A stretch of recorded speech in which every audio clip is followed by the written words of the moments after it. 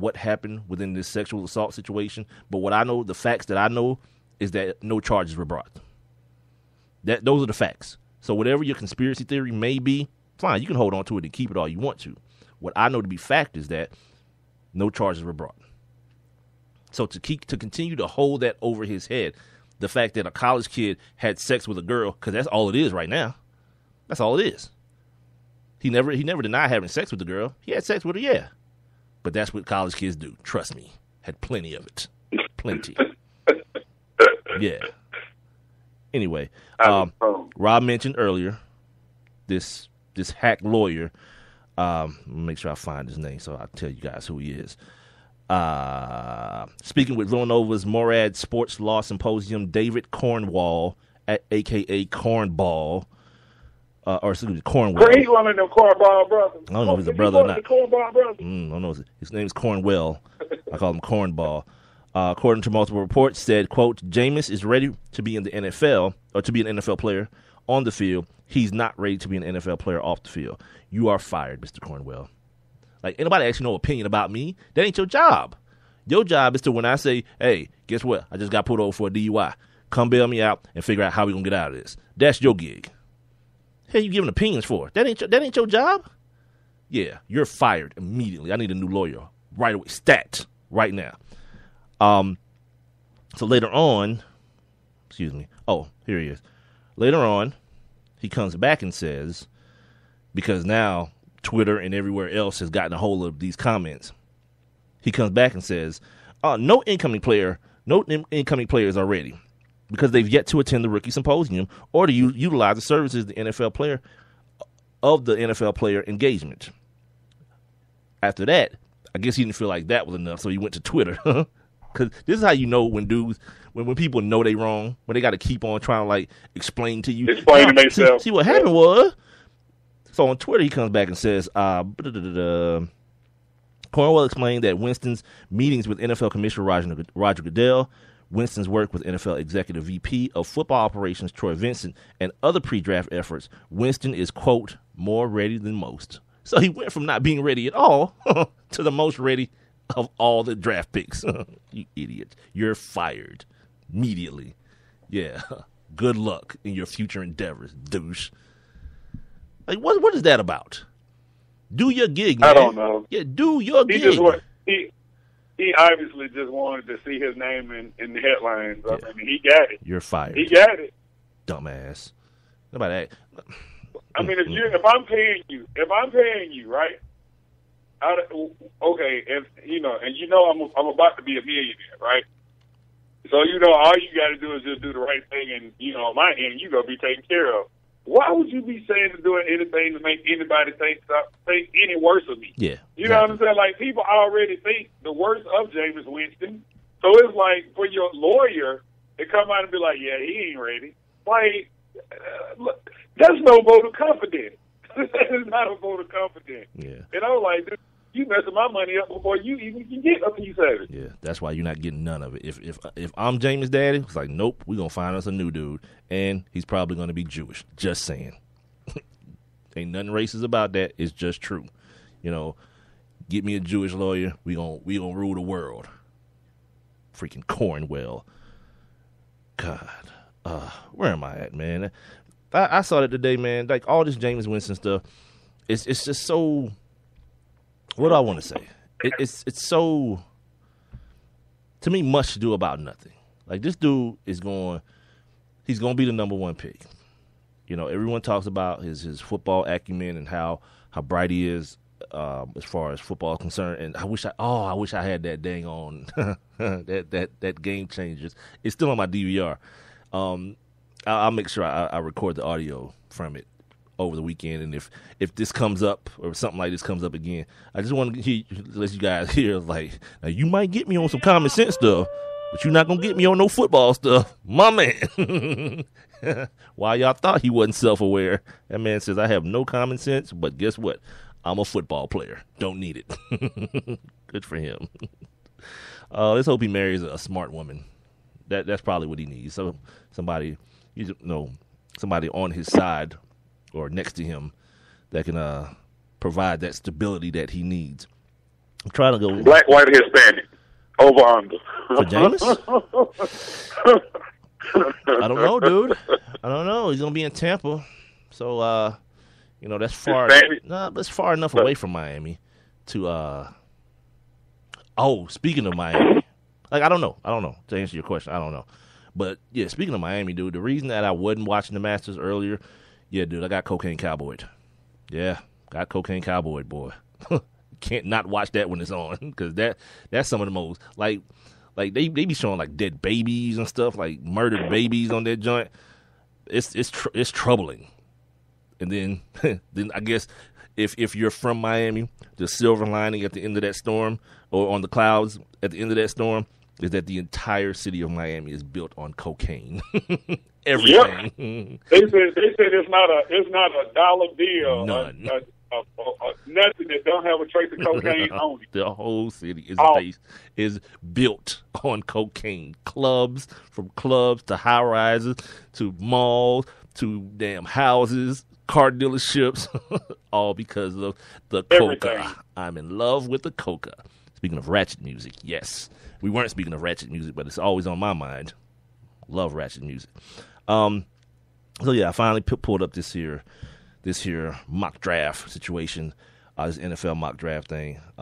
Haven't got a chance to listen to Charles Davis talk about his whole Todd Gurley situation to the Falcons. Weird, but whatever. I guess the closest one for me would be Charlie Casserly, since I don't have Mike Mayock in front of me. Top 10. Here we go. How much time we got? Yeah, we got like 9 minutes. Good. Top 10 from 10 to 1. Eric Flowers, the big kid out of Miami. Actually, the kid played center, though. I'm going to lie. Sorry. The kid I'm thinking about was from Florida State that moved from tackle to center. Eric Flowers, yes, he is a tackle.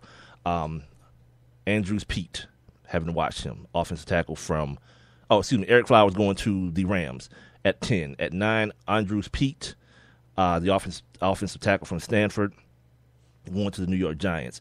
Shane Ray, the defensive end from Missouri, going to the Atlanta Falcons at 8. I don't know if you guys saw that. It wasn't a 30 for 30, but it was done like a 30 for 30 on ESPN saw it. Of Shane Ray. You saw that? I saw it. It was awesome.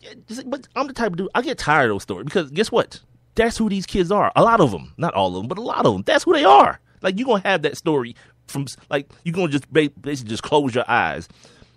Whoever the top 10 picks are going to be, just close your eyes and touch one of them. He'll probably have that same story. Grew up in the hood. Folks got murdered around him. Daddy. Yeah, without his dad. His mom was the only one that raised him. It's like the same story every year. White people love that. I'm sorry, white folks, but y'all do. Y'all love those stories. They even made a movie about it. It's called The Blind Side. Right. You know what I mean? Y'all love those stories. But guess what? They're more.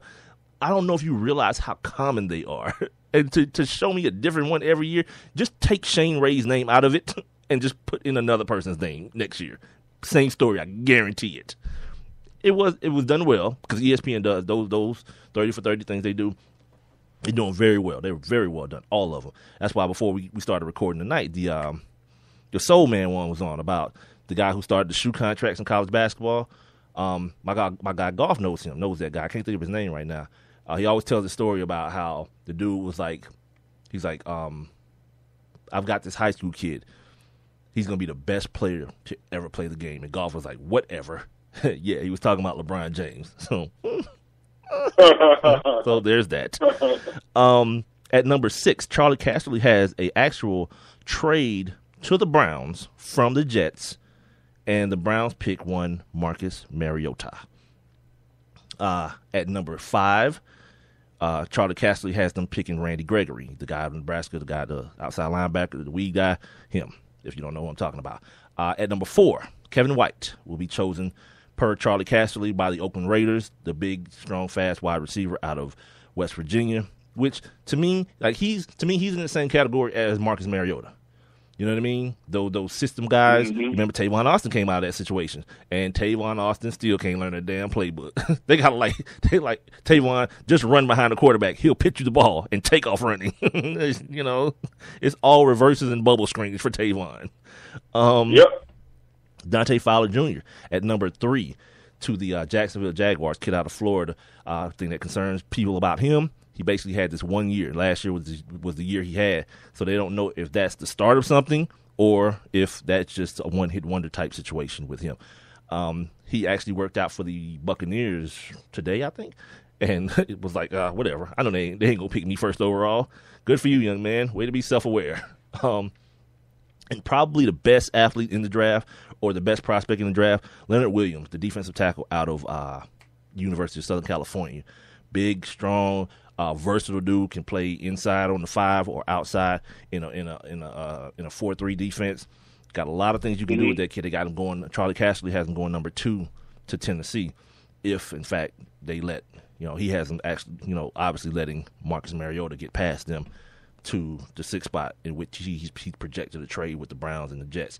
And at number 1, the consensus number 1 for all these guys on the NFL Network is make sure before I say that. Yeah, Jameis Winston. Everyone has Jameis Winston going number 1 to the Tampa Bay Buccaneers. Well, and now if you look at you were so concerned about what the hell is going on with Charles Davis.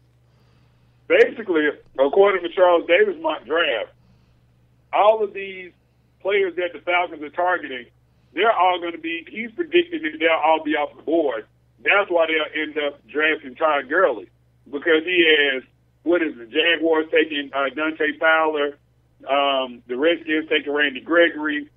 Yeah, but Vic Beasley is still there. Oh, I'm sorry. I didn't see that. Okay. Yeah, Vic Beasley. Then at number 7, he has the Bears taking Shane Wright. So if that does happen, basically that takes away all of those options that everybody has claimed those players. Then you got to get the kid out of Kentucky. Then you got to get the kid out of Kentucky. Then if you're the Falcons, you got to get the kid out of Kentucky. You got to get a pass rush. You got to get like that scenario. I don't see that scenario happening. But if it does, it's going to always harken me back to the days of one Jamal Anderson and the Gaines Adams situation, where obviously everyone wanted Gaines Adams, kid out of Clemson, and Gaines Adams got drafted by, I don't remember, the Buccaneers, I think. And then the next thing you know, there was one guy left. He played in the SEC, he played for Arkansas. A kid that went to school as a wide receiver, then played tight end, and then transformed into a defensive end. And it was like, all right, pretty good athlete. No, he wasn't. and then that happened. You kind of, I think it was the 7th overall pick or the 8th overall pick, somewhere around that area. And everyone was like, man, how could they do that? Well, kind of had to. The same reason Al Davis had to draft Jamarcus Russell. Because what people don't remember is... And that was the same year. That was the same year. It was Jamarcus Russell or Brady Quinn. And if you didn't want them, the next guy was like Chris Leak. Have fun with any of the 3. You pick one. And if you need a quarterback, pick one. And then let's see where you go. They ain't had no choice. They needed the quarterback. They got the fat dude with the big arm. And he kept getting fatter. His arm got bigger by proxy. So right. That was that Marshawn Lynch draft that we talked about. What was that, 2 weeks ago, when you talked about how many of the top 10 players were still in the league? Top 10 running backs from last year. Only one, and he was the only one. Yeah, he was the only top 10 running back from last year that got picked in the first round. So yeah, I'm looking forward to this draft. And like we talked about yesterday, Marcus Mariota is going to be the domino. You know what I mean? Like last year, who was kind of the domino? It was the kid out of Buffalo, Khalil Mack. He was the domino for people here in Atlanta, because once he went, it was obvious the Falcons had to go offensive tackle, because everyone else in front of Khalil Mack was gone. You know what I mean? Marcus Mariota is going to be the domino this year. If you look at yesterday's podcast, the picture, that's what I put up, that picture of the dominoes and Marcus Mariota being the first one. If he goes 2, and the day you weren't here, Rob, I kind of went through this whole scenario of this kid falling and falling and falling to like the teens where his guy Chip Kelly would have a shot at him. So yeah. If that were to happen, if people weren't as confident in him as they don't seem to be, you could see a fall from Marcus Mariota.